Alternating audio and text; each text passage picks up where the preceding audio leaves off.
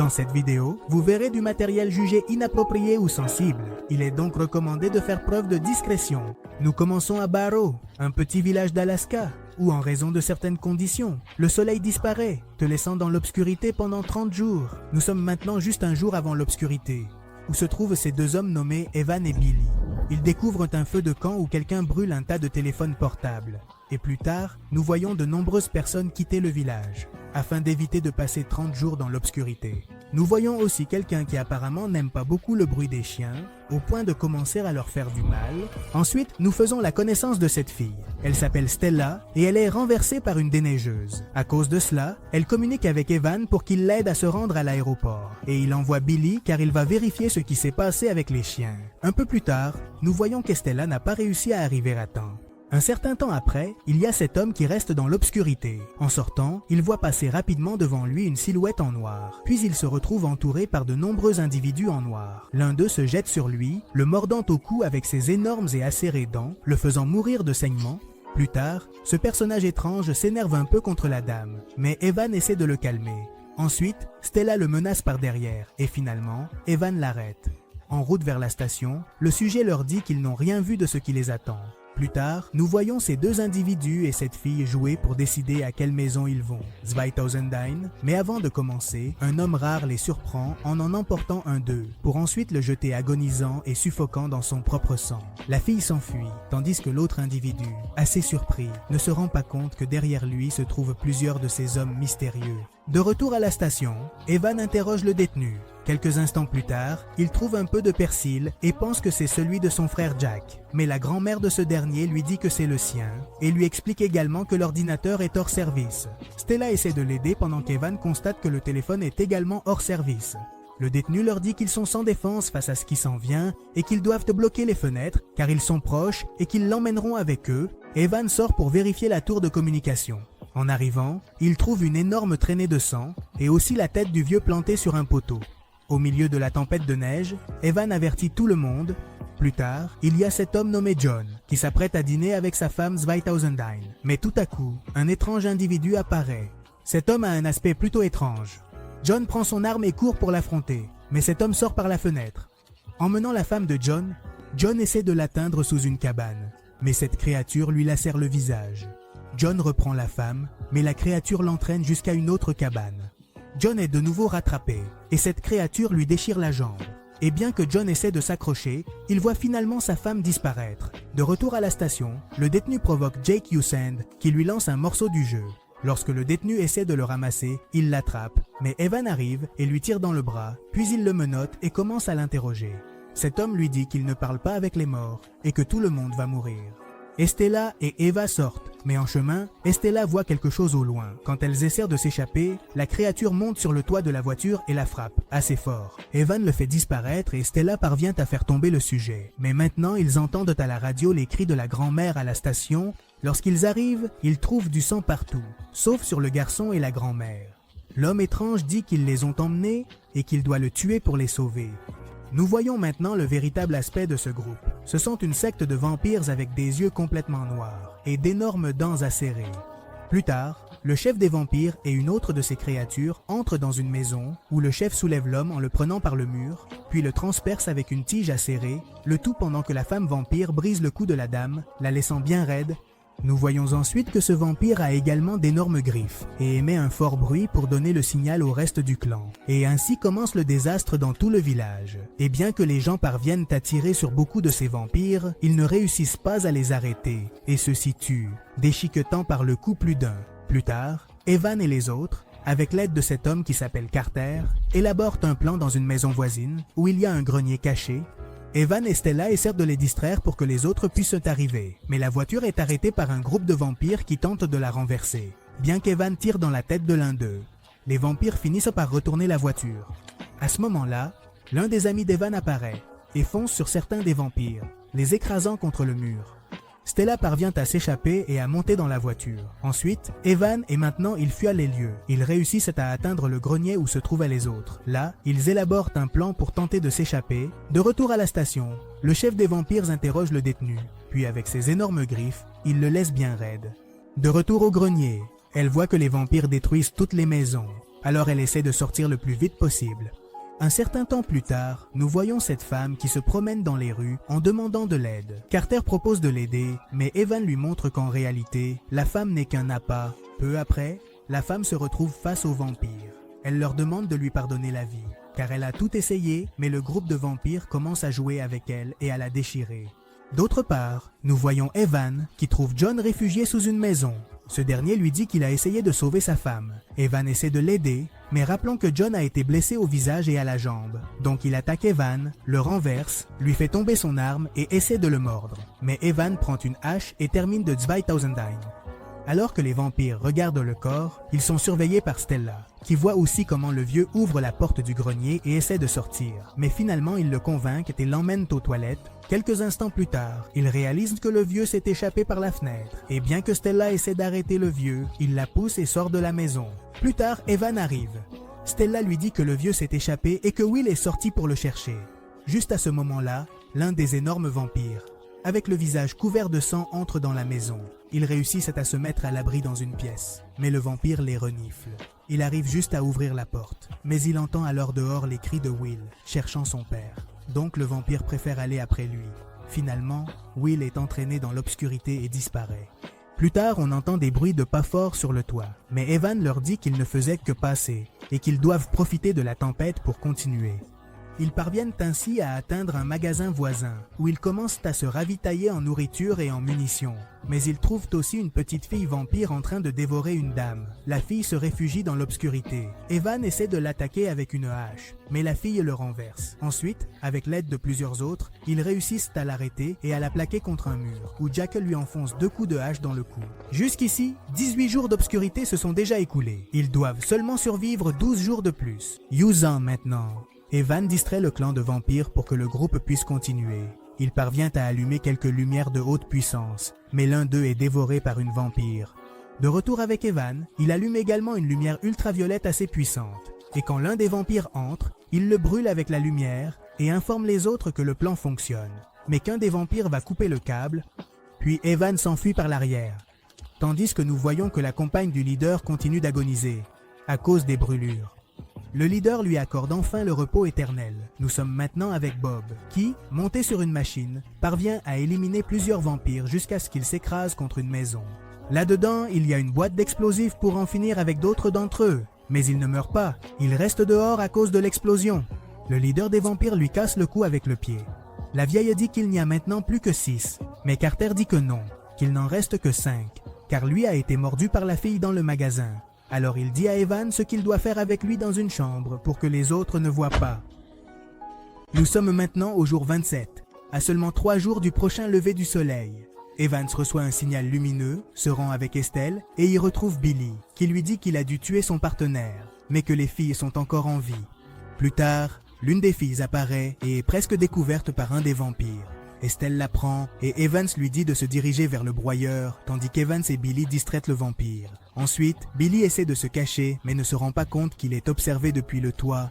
Maintenant, avec Evans, il parvient à entrer par en dessous de l'ancienne déchiqueteuse du village, où il retrouve les autres. Là, il se rend compte que le groupe s'est séparé, et dans un étrange rituel, il semble donner des instructions au reste du clan. D'un autre côté, il y a Billy, qui est également entré dans la déchiqueteuse, mais il est suivi de près par le vampire qui le surveillait, qui maintenant l'attaque par derrière et lui mord le cou. À ce moment-là, Evans plante la hache dans le dos du vampire. Ce dernier lutte contre tout le monde. Il a même failli lancer Evans dans la déchiqueteuse, mais Billy lance d'abord le vampire. Malheureusement, dans ce mouvement, Billy perd la main, et bien qu'Evans essaie de l'aider, il se rend compte qu'il est déjà en train de se transformer, donc il ne lui reste plus qu'à le décapiter à coups de hache. Estelle communique avec Evans.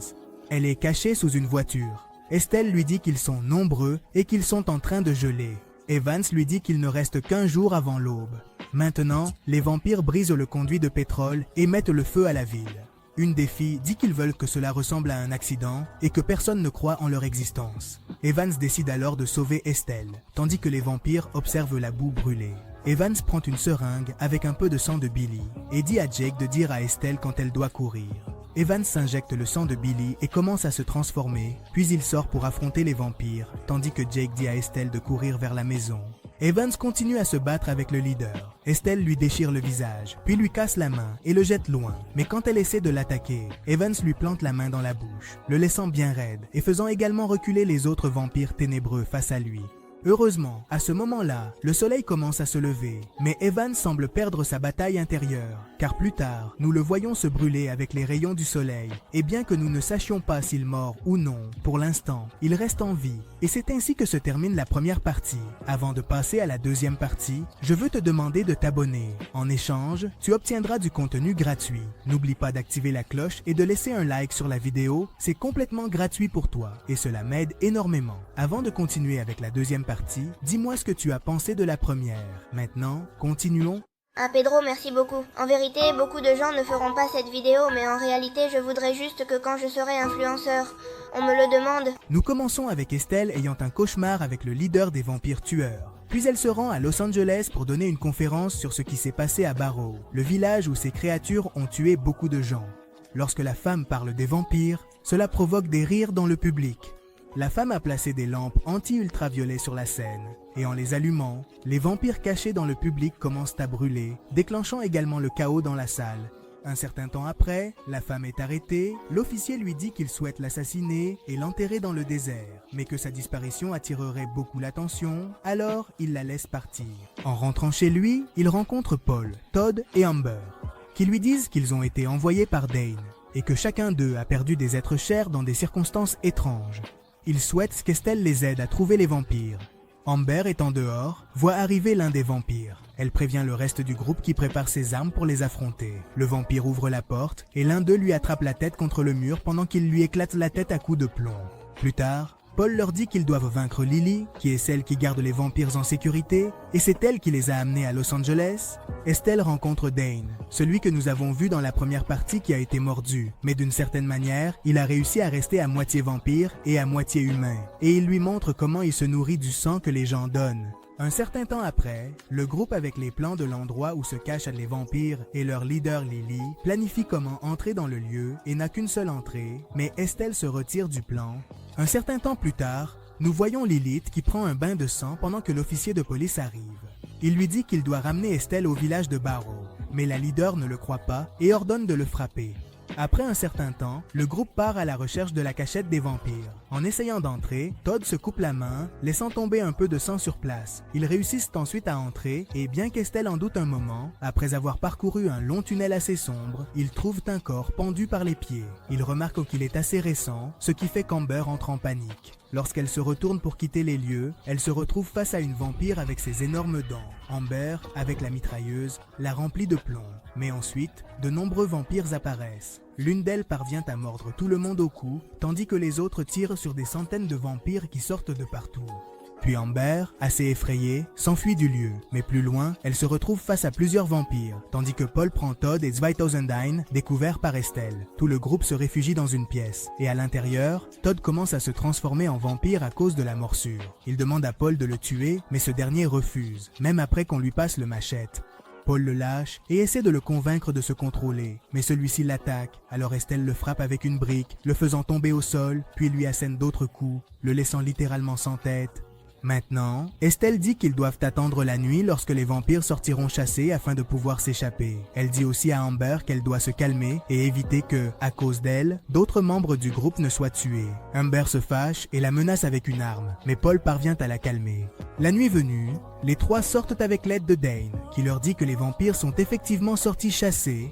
Au moment de fuir, Dane détecte un vampire et les autres le remplissent de balles. Mais Estelle, bien qu'elle essaie de le décapiter, le laisse en vie et plus tard essaie d'obtenir des informations sur Lilith. Il refuse, alors ils le brûlent avec de la lumière ultraviolette. À un autre moment, nous voyons d'autres vampires qui ont les garçons de la chambre à côté de celle d'Estelle. Ils les interrogent sur le vampire à qui ils ont arraché la tête et ne coopérant pas, Lilith, avec ses énormes griffes, lui arrache une dent et ensuite boit son sang.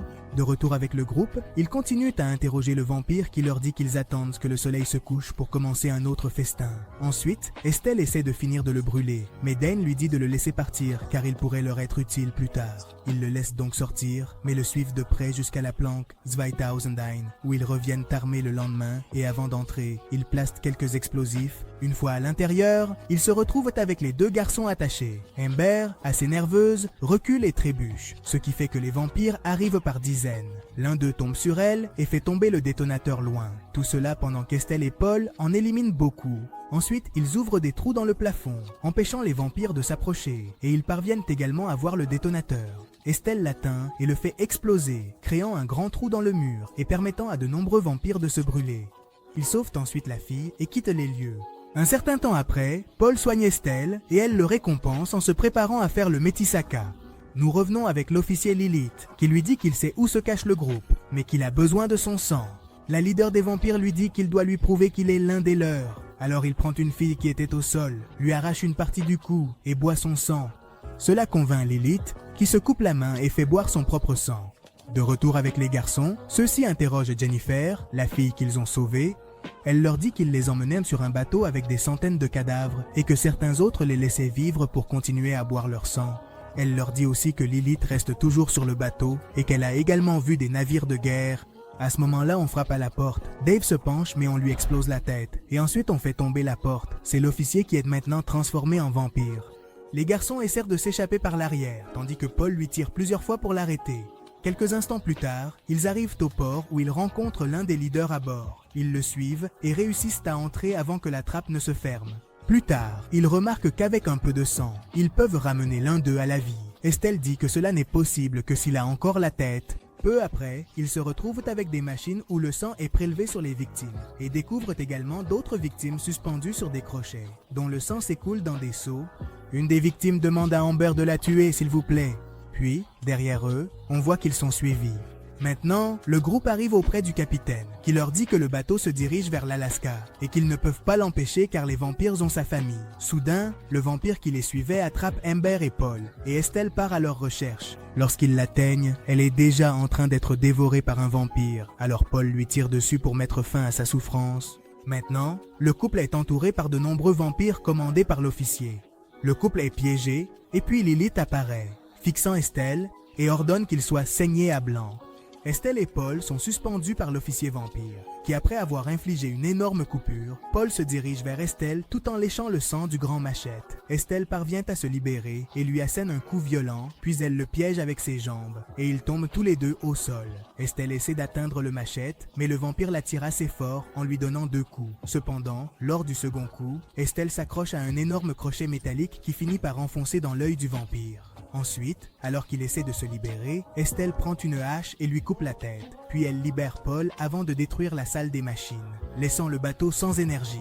Mais à ce moment-là, Lilith apparaît dans l'obscurité, attaque Paul et lui inflige une terrible morsure au cou, disparaît un instant et plus tard, Estelle parvient à la voir par derrière. Lilith s'approche d'elle et la frappe plusieurs fois contre les tubes métalliques avant de la jeter au sol. Estelle réussit à se relever et s'enfuit.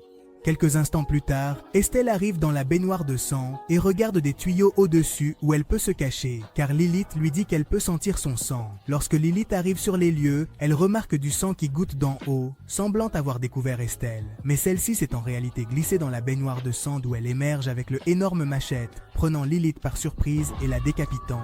Maintenant, nous voyons que plusieurs vampires arrivent. Estelle sort de la baignoire de sang pour les affronter, mais ils se contentent de s'écarter.